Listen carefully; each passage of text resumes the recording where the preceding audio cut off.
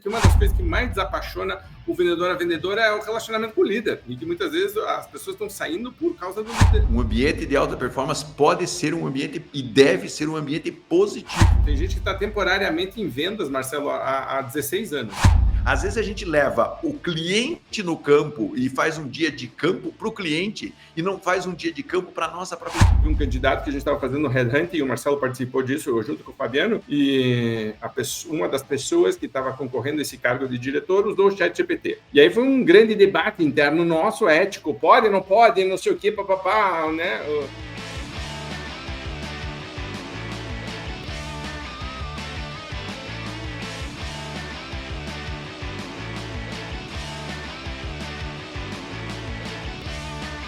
Olá, campeão, olá, campeã! Prazer estar aqui com você, Raul Candeloro da Venda Mais. Estou aqui com o Marcelo Caetano, pilotando mais um podcast VM. Hoje é um assunto muito bacana de trabalhar, descontraído, uma pesquisa que a gente fez muitos anos atrás, corroborada agora, sobre o assunto Eu Amo Vender. Vai ser dia do vendedor, e antes de mais nada, para você que está nos ouvindo, parabéns por essa jornada, parabéns por ter escolhido esta profissão. Espero que você não seja um vendedor, um diretor, né? Já que não deu para nada, foi trabalhar com vendas, né? Porque tem muita gente que começou assim em vendas, né? Mas tem gente que está temporariamente em vendas, Marcelo, há 16 anos. A pessoa entrou só porque era bico, ia pagar, né, a faculdade, e aí já ficou, e depois a pessoa se apaixona e gosta. E a gente quer falar com você que está nos ouvindo justamente sobre esse mundo. Por que a gente se apaixona por vendas, mas principalmente como você que é líder pode fazer com que a sua equipe se apaixone ou se reapaixone por vendas, porque tem muita gente que às vezes, né, parece que aquela chama apaga, o brilho já não está mais no olhar, a pessoa já não está mais com aquela vontade, com aquele tesão, gosto de usar essa palavra porque a pessoa perdeu o tesão. E hoje a gente quer falar sobre isso, como recuperar a chama, como acender de novo essa paixão por vender. Então, Marcelo, super bem-vindo mais uma vez aqui juntos, né? E vamos começar pelo começo. Por que você se apaixonou por vendas? Cara, porque no final das contas você vê que o resultado acontece ali, dentro desse... Vendas é muito resultado direto, né? Eu acho que eu fiz um caminho muito parecido com o seu, né, Raul? A gente veio de publicidade, a gente veio de comunicação, e chegou uma hora que a gente olhou e falou assim, pô, mas eu faço as coisas aqui que eu acho que estão certas e lá na ponta o resultado não acontece. E aí, quando a gente começa a chegar mais perto, quando vê, vai chegando perto de vendas. E mesmo trabalhando com marketing antes, o foco já era, tá dando resultado, não tá dando resultado. Então, vendas acabou mais entrando do que qualquer outra coisa, porque não adianta fazer tudo bem feito e o resultado não acontecer, né? Então, minha paixão por vendas vem disso, do resultado direto, da ação gerar um resultado. E ao mesmo tempo isso te coloca num ponto mais nervoso do universo, que é isso mesmo, né, cara? As outras áreas, eu falo que vendas é quase o goleiro, né, cara? O goleiro não pode errar muito, né? O lateral, se ele perder uma bola, fizer uma bobagem, a coisa continua acontecendo, mas o goleiro tem que segurar todas as bolas, tem que fazer o resultado acontecer. E vendas é meio que ser goleiro e centroavante ao mesmo tempo, né? Porque você não pode errar. Se errar 2, 3 meses, a venda não vier, a empresa pode sofrer danos brutais, né? Então, esse negócio também de estar no nervoso é uma coisa que me apaixona. Eu não sei se eu conseguiria viver num lugar onde fosse mais linear, se é que esses lugares lineares ainda existem dentro das empresas. Mas você sabe que eu me lembro quando eu estava fazendo marketing, aí fui para publicidade, eu fazia um anúncio, eu queria saber se vendeu ou não, se não vendeu, né? Tipo, eu tenho a maior curiosidade. E o pessoal na agência dizia, não, isso aí não é nossa função. Eu dizia, como que não é nossa função? Nós somos contratados para isso, tipo, vamos lá, né? Vamos, né? E agora que você está falando, é engraçado, porque eu gostava muito de jogar futebol e eu descobri que se eu fosse para o gol, ninguém queria ir para o gol. Eu também não queria ir para o gol, mas eu descobri que se eu fosse para o gol, toda vez me convidavam. Os caras pagavam lanche para mim, todo mundo tinha que fazer lá vaquinha para pagar a quadra, eu não tinha que pagar a quadra. Se eu quisesse, eu jogava de domingo a domingo. Todos os dias tinha convite para jogar, simplesmente porque, né? Vendedor é assim também, vendedora boa é assim também, né? Então, e a gente está vendo que diretor comercial também, né? Então, se você é muito bom, nossa, não falta oferta, não falta espaço, porque toda empresa precisa vender. Marcelo, a gente estava falando de começar falando sobre o que desapaixona, né? E uma das coisas que a gente chegou aqui à conclusão é de que uma das coisas que mais desapaixona o vendedor, a vendedora, é o relacionamento com o líder, e que muitas vezes as pessoas estão saindo por causa do líder ou da líder. Vamos falar um pouquinho sobre isso? Os caras saem, com certeza o líder é o principal fator desmotivador de saída. de vendedores. Na verdade, não é só o líder, né, como fator desmotivador. Qualquer pessoa que está diretamente relacionada ali, no caso é o líder, ele tem uma importância muito grande dentro do processo de engajamento e desengajamento, né? O que eu vejo é que os líderes, a gente tem falado muito isso aqui no podcast Venda Mais, os líderes pensam pouco racionalmente em engajar o time. Eles pensam muito em resultado, eles pensam muito em números, mas eles não fecham isso dentro. Sabe, quase que um processo de pensar no resultado do cara mesmo como satisfação de estar na empresa. Eu vejo que os líderes não pensam nisso. E quando eles não pensam nisso, eles têm um grande desafio e um grande problema, porque o esforço tem que ser cada vez maior. Você percebe isso claramente nas empresas com turnover, você percebe claramente isso nas empresas com baixa produtividade, com baixa mobilidade dentro da equipe comercial. Então, assim, cara, não tem ninguém que desponta, não tem ninguém que, sabe, o processo fica meio morno, meio parado ali, é sinal de que o líder não está conseguindo engajar o seu time. E, na verdade, o líder, imagina só, cara, líder, falando com você, o seu primeiro cliente, todo mundo fala isso, é a sua equipe, certo? Se você não mede a satisfação do seu primeiro cliente, quer dizer que a satisfação do cliente não é importante dentro da sua organização. Então você precisa, como líder, olhar para a sua equipe como um cliente e falar assim, cara, será que eu estou prestando todo o serviço, até demitir o cliente a partir do processo, mas será que eu estou prestando todos os serviços de maneira a minha equipe ter o máximo engajamento e o máximo produtividade, treinando, alinhando, reunindo, premiando, incentivando, estimulando, reconhecendo? Eles são os seus primeiros clientes. Se você não fizer isso para eles, ele não vai fazer isso para os outros clientes. E parece uma conta meio lógica, mas poucos líderes pensam dessa maneira, sabe? No final das contas, e eu entendo perfeitamente isso, né? Quando o pau quebra mesmo, quando o negócio precisa acontecer, meio que vai lá e faz e não me atormente. Às vezes é isso em vendas, mas não pode ser só isso, porque quando é só isso, o negócio fica meio complicado no longo prazo. E você sabe que eu gosto muito nessas horas de administração da produção. Eu me lembro que tinha um professor que se chamava Cláudio Egidio, e ele falava de teoria X e teoria Y, que era do Herzberg, que dizia que existem fatores motivacionais e existem fatores desmotivacionais. E são coisas diferentes. Que então, muitas vezes a gente pergunta, como que eu posso fazer para motivar a equipe? E uma das coisas que eu diria é, pare de desmotivá-la, antes de mais nada. Do tipo, o que desmotivaria a tua equipe? Pergunte isso para a tua equipe, pode ser uma coisa super importante. Eu fiz uma lista, né, eu estava fazendo o outro dia um trabalho para um cliente, e vai virar um artigo, de coisas que fazem com que a equipe sinta um problema de relacionamento.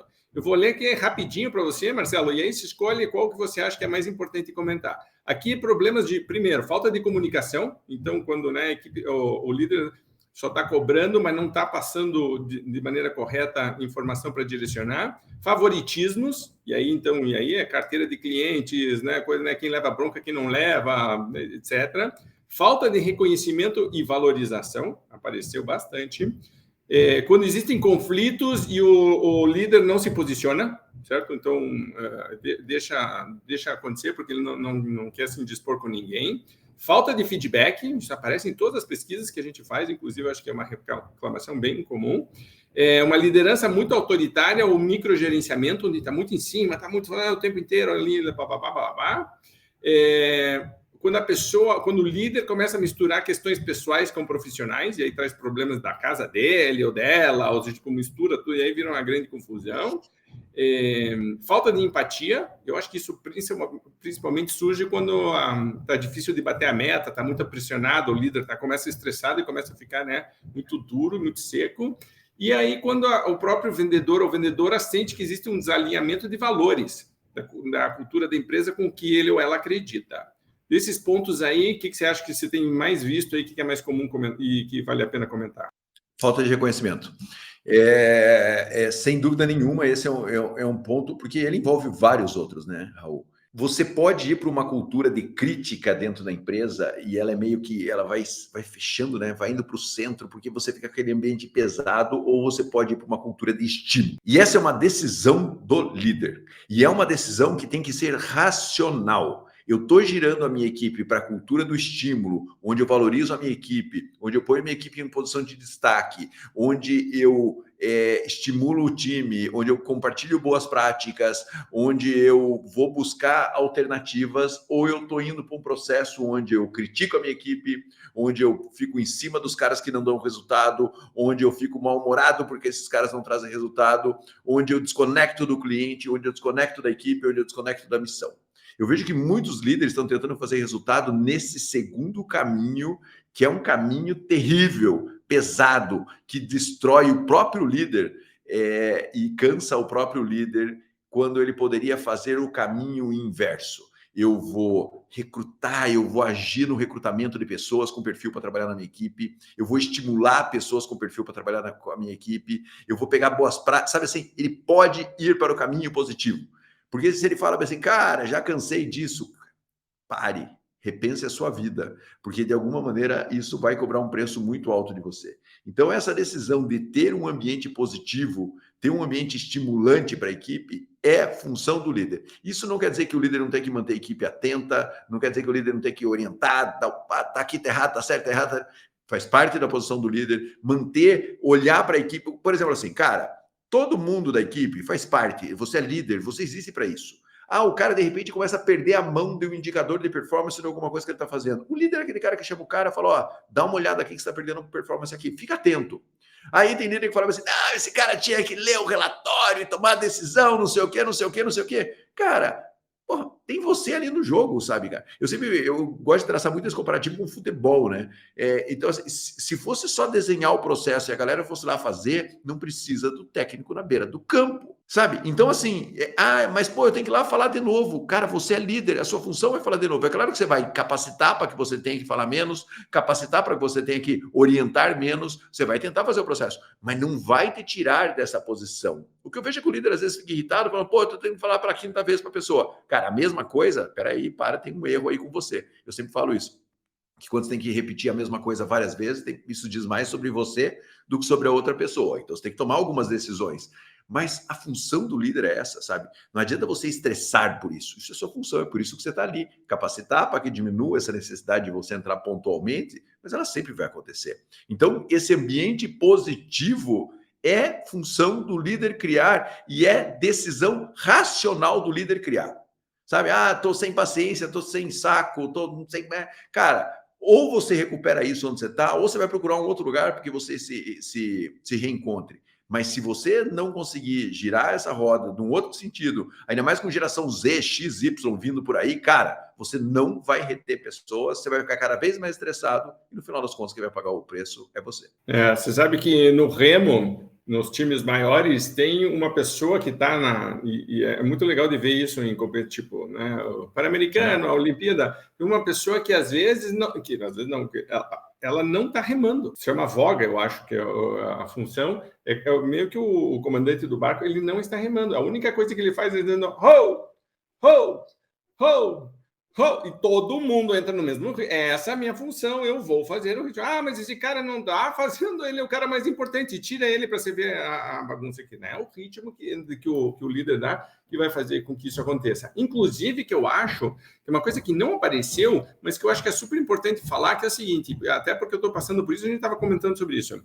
O que acontece quando o líder começa a aceitar, por exemplo, que não bater a meta seja normal, que não cumprir algumas coisas seja normal, que você tem gente que está fazendo claramente um trabalho, está indo, está se esforçando, e tem gente que está tranquilo, tipo, tá tudo bem.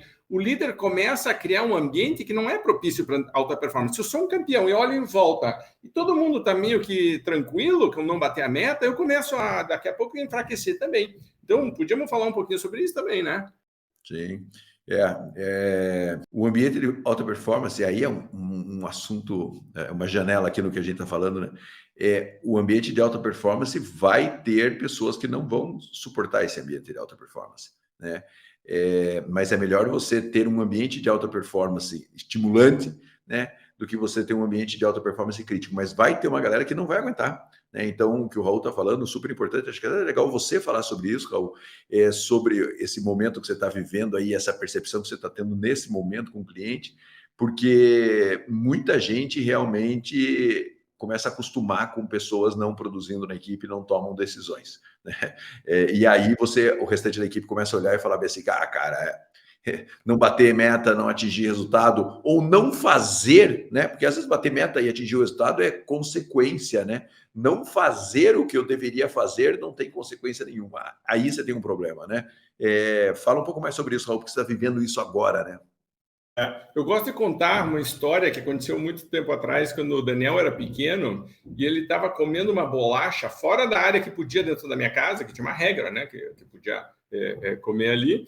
E aí ele começou a colocar o pezinho para fora. Então, quem já assistiu palestra minha sabe que eu conto que ele colocou o pezinho, então vamos dizer que isso aqui seja a linha, e ele estava atravessando a linha com o pezinho, olhando para mim e me desafiando com o olhar. A gente tem uma regra, você não pode sair comendo da cozinha. Mostramos, tem uma linha, e ele com o pezinho para fora, me desafiando. Ele era bem pequeno, tinha 3 anos, e o Rafa, do lado, tinha 2 anos. Eu me lembro de começar a rir vendo essa cena, porque o Rafa estava sentado, olhando, comendo a bolacha, dizendo, o que será que vai acontecer com o meu irmão? Porque eu estou na função de pai ali, estou como líder desse processo, certo? E tinha uma regra. O Dani sabe que está desafiando a regra, ele está colocando, o olhar dele, certo? De terrorista, de criminoso, quem é pai já sabe que só de olhar para o filho sabe que ele está aprontando. E ele está olhando para o pai dizendo, deixa eu ver o que vai acontecer. Quando o líder permite que isso aqui aconteça, na verdade, o que ele está dizendo? Está dizendo para o filho, tá ok. E daqui a pouco eu coloco, e o filho vai fazer o normal, vou colocar o pé inteiro. E daqui a pouco eu vou colocar, certo? E daqui a pouco eu saio, e daqui a pouco eu estou no sofá pulando com um copo de suco de uva, que é o que realmente provocou o processo todo lá em casa. Isso é uma coisa que a gente fala o tempo inteiro. Se eu aceito esses desvios, o resto da equipe está olhando. O resto da equipe está achando normal. Eu não posso chegar e ter uma reunião de segunda-feira cobrando todo mundo e fazer isso constantemente. E aí eu digo, nós temos que visitar, nós temos que ligar, nós temos que positivar, nós temos que aumentar a nossa eficiência, nós temos que trabalhar mix, nós temos que uma série de coisas. Aí depois a pessoa não vai e não faz. Então, qual que é a tua função de líder, né? Tem um módulo do JEC, que é o de lucratividade, onde tem que fazer uma campanha de venda sem dar desconto. E é muito comum, todos os anos tem um gerente que volta e diz, Raul, a minha equipe não aceitou fazer a campanha. Eu digo, escute, quem que manda aí? Como que a equipe falou, não aceitamos fazer? Como que não aceita? Quem que manda aqui? Certo? Até porque eu sei o que acontece. Eles têm uma resistência inicial, depois vendem mais, que é o processo natural. Tanto que eu já gravei um vídeo dizendo, vai ter resistência, se preparem, mas né, exerça a tua liderança. Tem muito líder que está permitindo o ambiente de baixa performance, enquanto o discurso é de alta. Aí, então, diz, não, as duas coisas têm que acontecer. Né? Tipo, você tem que ser coerente nas duas coisas. Falando de coisas, vamos fazer um viés aqui. Deixa eu só reforçar aqui, Raul, eu acho super importante. Um ambiente de alta performance não precisa ser um ambiente ruim, sabe? Um ambiente de alta performance pode ser um ambiente e deve ser um ambiente positivo. Porque às vezes o cara confunde a alta performance com cobrar, exigir, não sei o quê, não sei o quê. Não. É estimular, é suportar, é orientar, é capacitar, é não sei o quê, e fazer todo o restante, sabe? E, ao mesmo tempo, vou repetir aqui o que eu falei, ambientes de alta performance também são seletivos. Muita gente não cabe dentro desse ambiente de alta performance, isso é parte do processo, né? Mas o ambiente de alta performance não precisa ser um ambiente pesado, ele pode ser um ambiente estimulante. Perfeito.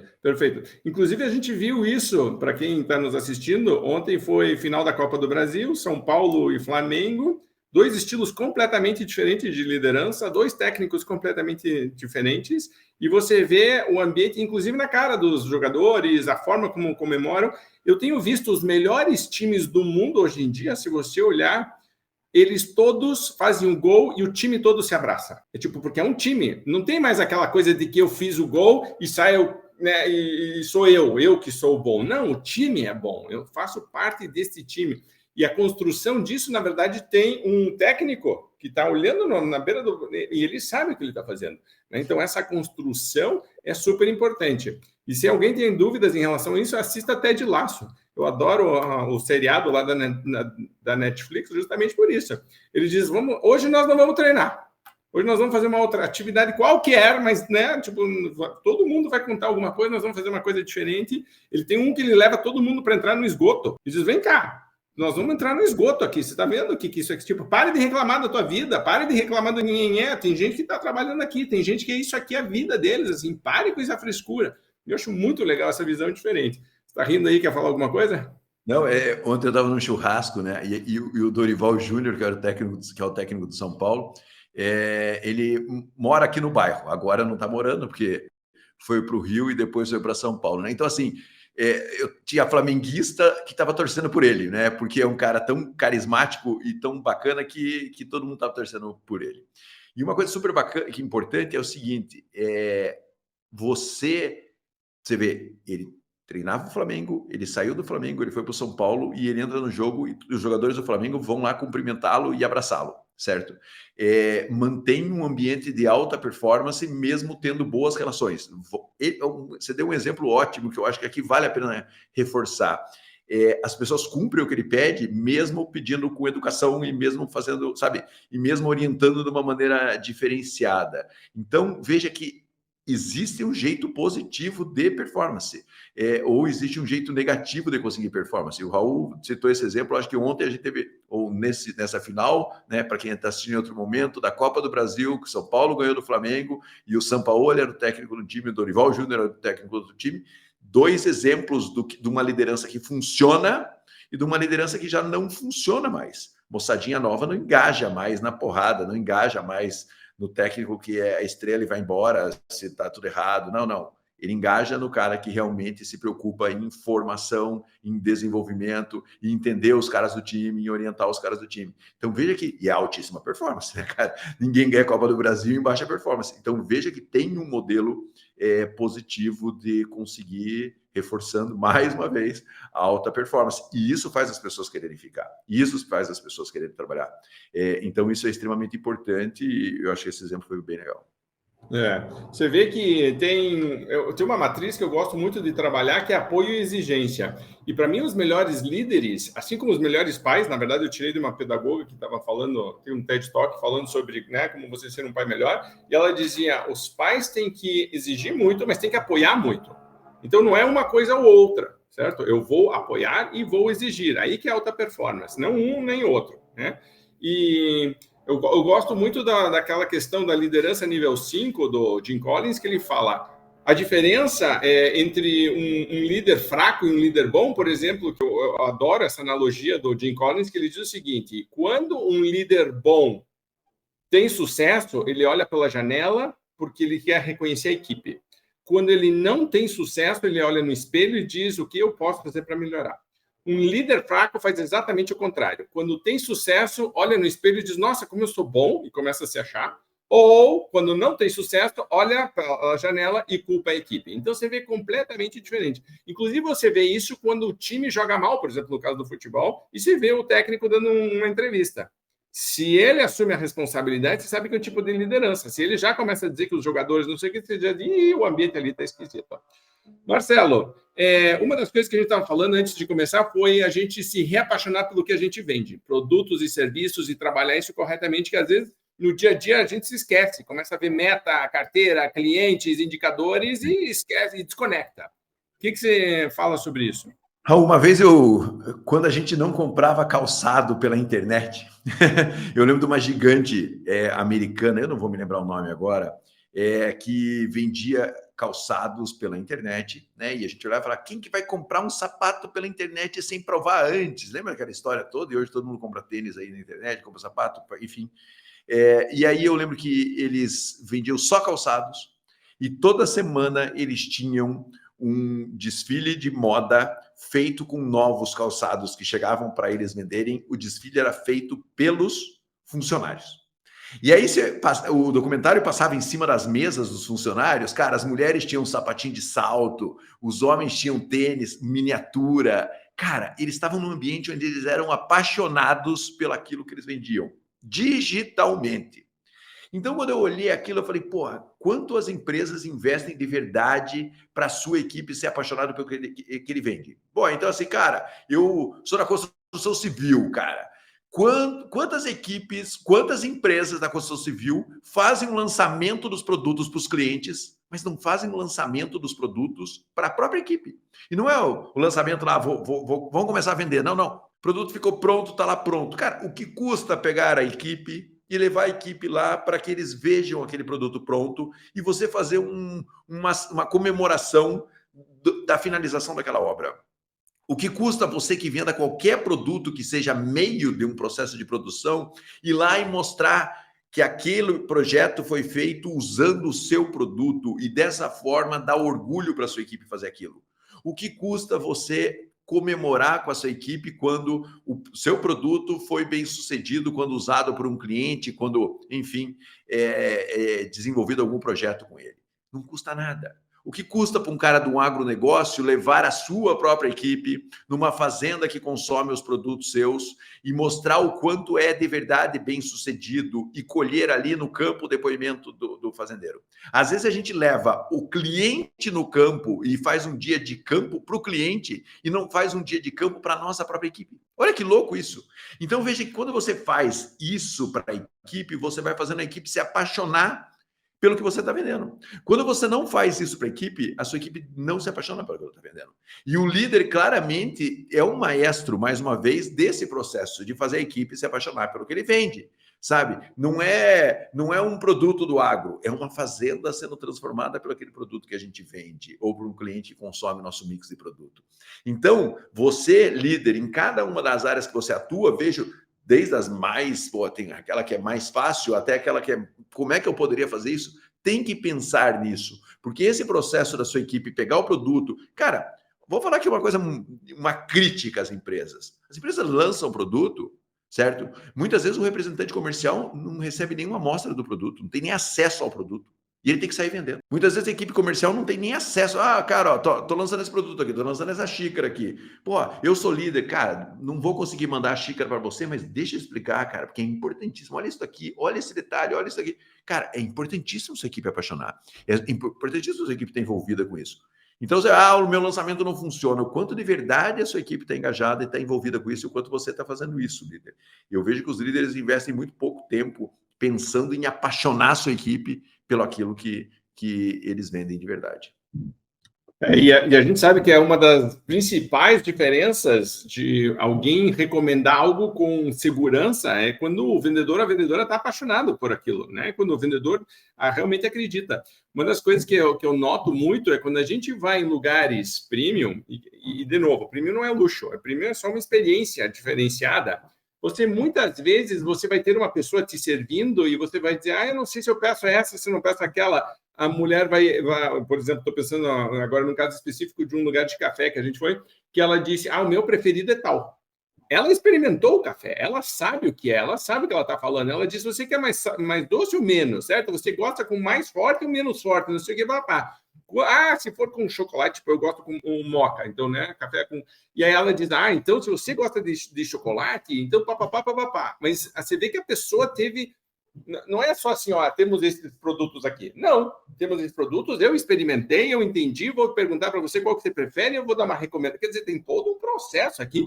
E quando a pessoa fala desse jeito, você vê que o olho dela está brilhando, porque ela não é que ela está vendendo, ela está recomendando algo que ela realmente gosta muito. Eu gosto muito disso. Eu gosto quando os vendedores são envolvidos já no começo do processo. Às vezes tem campanha de vendas, por exemplo. Eu me lembro, Marcelo, quando você, por exemplo, tinha uma época que saía a revista nova da Venda Mais e você se vestia para ir lá no... Você já fez um monte de coisa, né? Tipo, e levava sorvete, e levava pizza, e levava massagem, e a gente fazia, né? Tipo, a mulherada do call center, da Venda Mais, ficava, nossa, era um dia muito legal. E elas liam os artigos, e aí tinha brincadeira entre elas, todas as dinâmicas, mas era, cara, tipo assim, saiu a revista. Quando elas iam falar com o assinante, não é que assim, a revista... Não. Tipo, você não acredita que ontem teve uma coisa. E eu acho que isso é muito legal. E vou trazer de novo o Bob Nelson. Se você é líder e está nos ouvindo aqui e não tem muitas ideias de como premiar a equipe ou estimular esse tipo de coisa, compre o livro do Bob Nelson, acho que só tem em cima, mas é 1501 maneiras de premiar e reconhecer sua equipe, uma coisa assim. Vale muito a pena, porque tipo, as coisas mais loucas que você já puder imaginar, todas as histórias são reais. Ele foi colecionando, né, casos reais e fez um livro sobre isso. Então, você pode criar coisas simples e dinâmicas que fazem com que a equipe fique dizendo que bacana, né? Do tipo, o líder é diferente, a empresa que eu trabalho é diferente, o ambiente foi bacana, eu vou falar com segurança com o meu cliente, eu vou recomendar e eu vou naturalmente transmitindo algo para o cliente que é muito difícil você passar num roteiro, num script, sabe? Tipo, porque às vezes a gente quer automatizar alguns processos que se perde aí, essa questão humana, a questão do emocional se perde. E eu preciso fazer com que as pessoas reconectem com isso. Eu acho muito legal falar sobre isso. Muito bem. Algo mais que você queira, porque você começou a rir quando você estava lembrando quando você ia vestido não me lembro que você... Já fui vestido de monge, já fui vestido de tudo isso, assim, é verdade, cara. Já fiz várias coisas dessas, assim, para... o nosso público era um público de contact center, né? Hoje, inside sales. E aí, você tem que estimular o time, né, cara? Sabe, eu acho que o líder tem que ter um pouco essa sensibilidade. Não é fácil. Sabe, a posição do vendedor é uma posição super desafiadora. O tempo inteiro tá lá no campo, sabe? Eu sempre falo assim, a gente está falando sobre apaixonar, né, pela empresa e apaixonar por vendas, né, cara? O ambiente externo já é hostil pra caramba. Se o ambiente interno também for hostil, cara, sabe? Aquela coisa, o cara vai lá pra guerra, volta meio machucado, chega lá no hospital de campanha e vai tomar uma dura do cara. Peraí, cara. Então, assim, tem que ser um lugar que ele queira voltar, se preparar de novo, se energizar e ir para campo, né? Então, eu já me vesti de monge, já me vesti de um monte de coisa, exatamente para tentar fazer a equipe olhar e falar, cara, o líder está junto com a gente, né? O líder não pode estar desconectado, né? O líder tem que estar dentro e entender a pressão, entender tudo isso, entender a função dele, que às vezes é pressionar, mas às vezes é receber, que às vezes é treinar e às vezes é cobrar que o treinamento seja colocado em prática, às vezes é chamar num canto e falar, cara, você não está fazendo o que a gente está combinando, e às vezes é chegar e falar, parabéns, você está fazendo o que a gente combinou. Se você conseguir ter esse equilíbrio, cara, você vai ter uma equipe engajada. A gente fica falando muito de detalhes técnicos, mas a verdade é essa, né? Se você conseguir fazer isso, você vai ter uma equipe engajada. Se não, meu amigo, não vai ter. É muito raro você conseguir engajar uma equipe dentro da tua sala.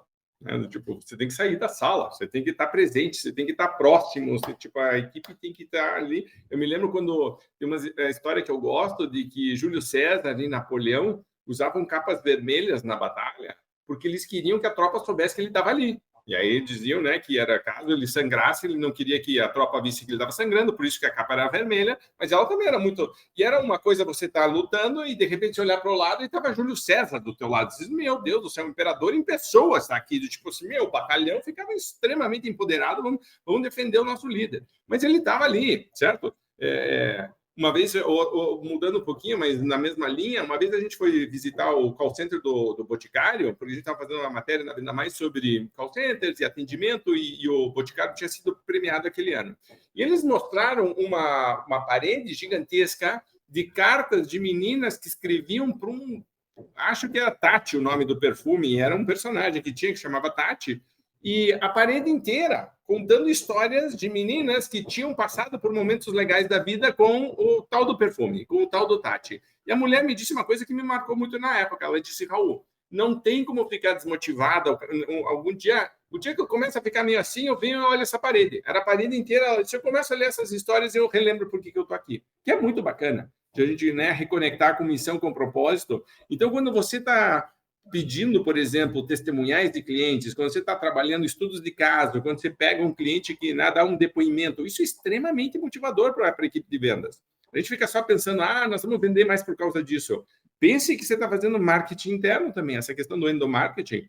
O testemunhal não é só prova social para fora, é prova social para dentro também. Certo? Tipo, então, isso é super importante você trabalhar. E reconhecer vendedores, por exemplo, quando a gente trabalhava nos Small Giants, uma das coisas que a gente gostava de implantar era, se um vendedor ou uma vendedora, ou qualquer pessoa, na verdade, da empresa, for citado nominalmente, essa pessoa é reconhecida pela empresa, certo? Ela foi além, porque senão isso se perde. Tem gente na tua equipe que está fazendo um trabalho excelente, está indo além do que é pedido, o cliente está muito satisfeito, mas isso se some. Certo? Some. E aí a gente, às vezes, ou não fala nada, ou só aparece para cobrar, então aparece, né, a questão da crítica. Eu tenho que equilibrar isso. né? Então, e tem um livro que eu acho que se chama Positivismo, que o autor fez um estudo e mostrou que para cada 3 elogios é uma crítica. Esse é o padrão de equilíbrio e é o que funciona melhor. E se você parar para olhar, a maior parte da liderança está totalmente desequilibrada e provavelmente está fazendo o contrário. Tem 3 críticas para um elogio e olha lá. Certo? Então, isso aí tem que trabalhar. Muito bem. Marcelo, mais algum assunto que você queira tratar aqui? Casos que você tem trabalhado, reforçar? Não, eu acho que a gente fechou bem esse ponto, Raul, e mais uma vez colocando o líder aí na posição de, cara, você tem que fazer, é você que define o ambiente que você quer criar, é você que define, não é a sua equipe, é você, não é o mercado, é você. Porque você vai falar, mas o mercado está difícil, Caetano. Beleza, quanto mais difícil está o mercado, mais você tem que acelerar essa roda positiva e não acelerar a roda negativa. O Raul, eu nunca esqueço que quando a gente tinha a revista, alguns assinantes reclamavam que não recebiam a revista, né? A revista entregue pelo correio, e eu lembro que, e eu ficava super estressado com isso, né? Falar, não recebe. Aí eu vou falar, cara, a gente tem lá 20 mil assinantes e 200 pessoas reclamaram, né? Calma, né? Porque senão a gente passa essa carga pesada para o time, né? E na verdade, cara, vai ter a turma que não vai receber, e a gente não tem controle sobre esse processo de entrega, dá para trocar de fornecedor, mas toda vez que a gente trocou foi um desastre, né? Então, assim, veja, tinha os problemas e eu como líder, às vezes ali no estresse da operação, falava assim, peraí, cara, olha que ruim. Não, cara, de X mil vai ter a reclamação. Só que muitas vezes o líder, emocionalmente, por querer resolver 100% das situações, põe o foco na reclamação, põe o foco no problema e tira o foco do positivo. Então eu vivi isso lá na Venda Mais, quando a gente tinha a revista, e o Raul falava, não, cara, calma, vai ter reclamação sempre, né? E isso é uma coisa que eu levo hoje para vários clientes, né? Porque às vezes o cara, olha aqui, cara, você tirou 1000 notas no mês, você teve lá 3 caras que reclamaram. Vamos tratar a reclamação, mas não vamos mudar o ambiente por causa da reclamação. É uma coisa que acho que está no nosso cérebro, né? A gente olha muito mais para as ameaças do que para as oportunidades, a gente olha muito mais para o negativo do que para o positivo, a gente olha muito mais para o que não está funcionando do que não está funcionando. É só ver no trânsito. Eu sempre conto a história de, né, tem uma carreta caída de um lado e do outro um pôr do sol lindo com IP florido maravilhoso, todo mundo parado para ver a carreta que caiu e, né, aquela obra maravilhosa, divina. Não, tipo, aquilo normal. Não, tá, né? Quando eu estava fazendo coaching de alta performance e as pessoas vinham e muita gente vinha e estava depressiva, e eu só trabalho com líderes, né? Então, o problema de baixa performance da pessoa ela precisava lidar com a depressão. E era muito comum de eu pedir para a pessoa, faz uma lista de coisas boas na tua vida, e a pessoa dizia, não tem nada.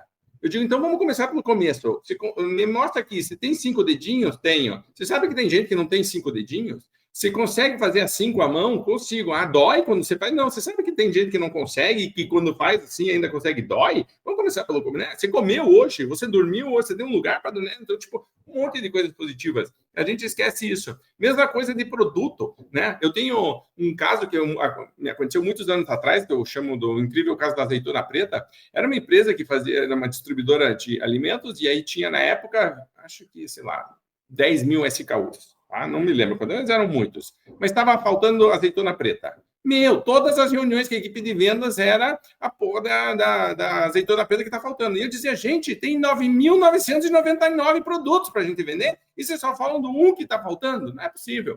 Mas aí, geralmente, é a liderança que está deixando isso, né? E daqui a pouco a gente se contamina com isso. O líder tem que ser meio que um para-raio dessa negatividade, assumir, trazer, mas joga para a terra. Certo? Tipo, você já aterra a negatividade e volta com coisas positivas. Vamos refocar, vamos redirecionar. E não é ser, poliana, tipo, estou no mundo da lua. Não, é tipo super realista, mas vamos lidar com isso da maneira correta, né? Tipo, eu acho que é a função da liderança redirecionar energia negativa e foco negativo para dizer, ok, como que eu dou um pivô nisso aqui? Como que eu mexo nisso aqui? Quase que jiu-jitsu. Pega a energia do adversário e transformo, né? Tipo assim, ok, como que eu transformo essa energia? Redireciono. Aí funciona super bem. Uma coisa que eu acho que a gente podia terminar falando, Marcelo, que eu acho que é super importante, é a questão de treinar e desenvolver pessoas como parte do processo de engajamento. Que empresas e líderes que realmente engajam a equipe e acreditam nela, investem em capacitação, investem em treinamento. Não só falam sobre isso, faz parte das prioridades do líder. Quer falar um pouquinho sobre isso também? A gente fala muito, muito sobre isso, né, Raul? E como o treinamento como ferramenta de motivação, de retenção, de engajamento da equipe. É a energia que você dá para o seu time, né? Sabe, o líder que vai lá e que treina e que desenvolve ou que contrata o treinamento, contrata o desenvolvimento, ele está suprindo a equipe de energia, de informação, de tudo que ela precisa para ir no mercado e fazer bem o seu trabalho junto ao cliente. Então, o treinamento, a capacitação é uma ferramenta muito forte de engajamento e de manutenção das pessoas dentro do time. As pessoas ficam numa empresa onde elas são capacitadas, as pessoas ficam mais na empresa, as pessoas se sentem valorizadas quando elas são capacitadas, porque quando você capacita as pessoas, você está falando assim, eu acredito em você e eu estou te capacitando. Indiretamente, você está falando isso para as pessoas. É uma maneira de falar, cara, olha isso aqui. Só que quando o líder faz isso, e aqui eu gosto muito de fazer essa provocação, cara, mostre para sua equipe quanto você está investindo, sabe? Porque às vezes a empresa investe e não fala. Cara, esse mês aqui investimos X mil reais em capacitação do time. Sabe assim, valorize esse investimento. E sabe por quê? Porque a gente acredita no trabalho de vocês, porque a gente acredita em cada um de vocês. Então, use tudo que você fornece de informação, de capacitação para a sua equipe como uma forma para que eles valorizem o máximo possível. E isso é função do líder, né? E, acima de tudo, como Karen Jarjevski, nossa sócia na hora de treinamentos, fala tanto.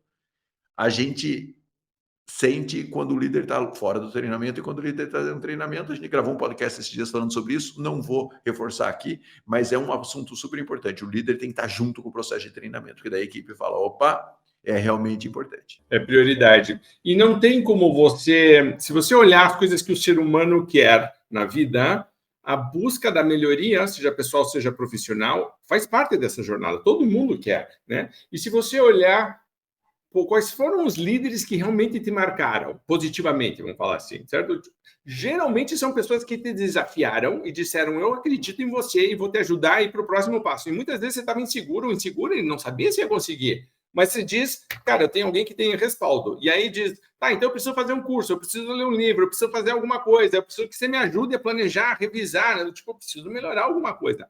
Note que se eu continuar fazendo as mesmas coisas, eu vou ter os mesmos resultados. Então, se eu sou um líder, estou olhando para a minha equipe e estou dizendo, ok, nós queremos crescer X%, eu não posso achar que fazendo as mesmas coisas eu vou ter, né, esse resultado. Vai chegar uma hora onde vai começar a limitar e eu preciso desenvolver algo novo. Esse algo novo não é uma competência atual. Não é só vamos fazer mais, vamos contratar mais gente, vamos, né, tipo, aumentar a complexidade. Muitas vezes nós precisamos melhorar alguma coisa. E é o treinamento que faz isso.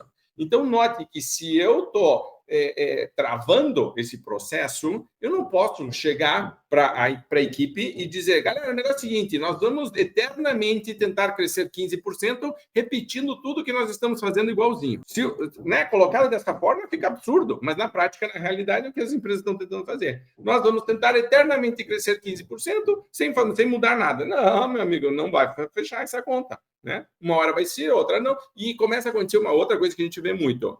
Se o mercado está bom, eu vendo bem. Se o mercado não está bom, eu não vendo bem. Mas se você olhar as empresas sólidas, consistentes, elas estão crescendo, ponto. Porque elas vão crescer, elas vão ocupar espaço, às vezes vão ter que fazer mais força, mas elas estão procurando sempre formas de melhorar. Não tem como você fazer isso sem desenvolver equipe. E se você ficar dependendo de contratar gente capacitada, meu amigo, boa sorte. Pegue um bom sofá, porque você vai ficar bastante tempo esperando, sentado, porque, não, é difícil de contratar gente boa. E mesmo quando vem, certo? Essa pessoa vai... Muitas vezes, os melhores candidatos vão dizer qual que é o processo de treinamento de vocês, qual que é o processo de desenvolvimento de vocês. Eu esperaria isso de um bom candidato, uma boa candidata. Eu quero que ele me questione em relação a isso e já é um sinal de alerta, né? E para nós é muito bom, né? O outro dia a gente estava comentando que teve um candidato que a gente estava fazendo headhunting, e o Marcelo participou disso junto com o Fabiano, e uma das pessoas que estava concorrendo a esse cargo de diretor usou o ChatGPT. E aí foi um grande debate interno nosso, ético, pode, não pode, não sei o quê, papapá, né?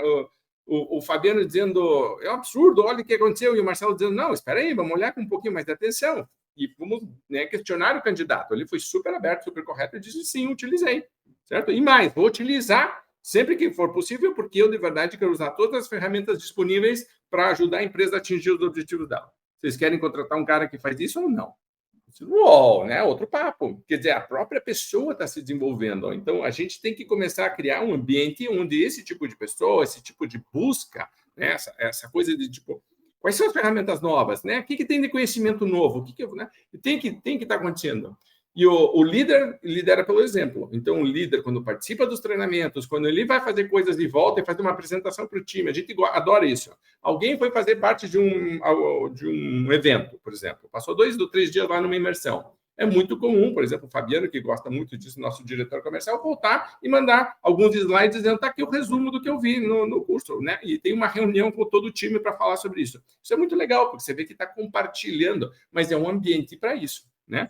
E você vê que as pessoas que estão nesse ambiente, às vezes acontece, né, da pessoa sair, depois você encontra ela na rua, no restaurante, no aeroporto, e diz, nossa, sinto uma falta, porque aqui nessa empresa nova ninguém faz isso, não sei o que, blá, blá. Porque o treinamento, inclusive, eu acho que cria uma conexão que é diferente, porque a gente está junto se desenvolvendo. Você faz 1, 2, 3, daqui a pouco o relacionamento entre as pessoas é um relacionamento completamente diferente. Porque ele, tipo, já fizemos coisa juntos, já fizemos coisa, né, dinâmica, em dupla, filmamos, gravamos, começamos, damos risada, né, tipo, é um processo completamente diferente. Então, eu acho extremamente engajador, gosto muito.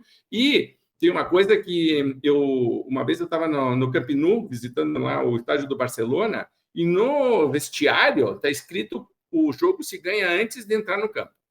Eu acho essa frase super profunda, porque é para valorizar o treino, certo? A camisa de treino do Barcelona é vendida pelo mesmo preço que a camisa oficial, porque eles dizem que a camisa de treino é tão importante quanto a oficial. A gente entra no campo com aquela, mas a do treino é que realmente vale. Eu acho essa lógica maravilhosa. Muito bem. Marcelo, algum outro comentário? Não, isso, acho que a gente já abordou bastante e está na sua mão, líder, fazer a sua equipe ser apaixonada pelo que ele vende e criar um ambiente onde as pessoas queiram ficar. E você viu que a gente não falou de dinheiro. Eu só queria deixar, porque todo mundo fica dando, tipo, tem que remunerar bem, com certeza absoluta, certo? Quer falar um pouco mais de remuneração? Vai lá no Gaziri, tem um podcast, e é outro debate, né? Eu estava agora com ele esse final de semana, almoçamos 2 vezes essa semana e a gente, né, debatendo remuneração variável e não variável, mas uma coisa é indiscutível, o vendedor bom tem que ganhar bem, ponto, certo? Tipo, faça um processo que realmente motive as pessoas que queiram ficar, mas lembre que esse é só um dos elementos, ok? Porque a gente, às vezes, coloca um peso em cima muito forte de só financeiro e o bom vendedor, a boa vendedora quer ser muito bem remunerado, mas isso é um dos componentes, todo o resto... Tudo isso que a gente conversou, super importante, e às vezes até mais. Tá? Se você criar um ambiente propício, você não tem que ficar pagando tanto, dando tantos benefícios. Geralmente, inclusive, o salário extremamente alto, o benefício é excessivo para tentar cobrir outras falhas que estão acontecendo e talvez você devesse estar trabalhando melhor. Ok? Então... Antes de mais nada, parabéns pela tua jornada de vendas. Muito obrigado por estar aqui com a gente nesse podcast. Lembre, nós temos diagnóstico, temos treinamentos, temos consultoria, certo? Nós podemos te ajudar de diversas formas. E se tua equipe está precisando de um gás, de uma pegada assim diferente para dizer, pô, me reapaixonei, quero vender mais, quero bater meta, aceito os desafios como uma coisa positiva, entre em contato com a gente. Você pode ver que a gente também é apaixonado por isso, a gente gosta muito disso. E, de novo, como o Marcelo falou, quero reforçar isso, ambiente altamente produtivo e altamente de entrega de resultados, um ambiente de alta performance de verdade é um ambiente positivo, não precisa ser carregado negativamente. Tá? A gente já viu que isso aí, quando é muito negativo, funciona por pouco tempo. Assim, sabe, tipo, muito pouco tempo já provoca desgaste, já provoca estresse, não é o modelo correto, a gente não acredita nisso. Se você está alinhado, entre em contato com a gente. Legal? Marcelo, palavras finais? Não, obrigado. E vamos fazer resultado e vamos fazer a nossa equipe apaixonar, que pode ser o caminho mais curto para a gente fazer resultado. Perfeito. E comente aqui embaixo, eu amo vender. E comente por que você ama vender, que vai ser muito legal. Faça essa pergunta para os teus vendedores. É uma reunião muito bacana. Hoje nós vamos falar de uma coisa diferente. Por que a gente ama vender? Pergunte para a tua equipe. Vai ser um trabalho super legal. Compartilhe com a gente, tá bom? Grande abraço, obrigado, boas vendas e até o próximo podcast VM. Tchau.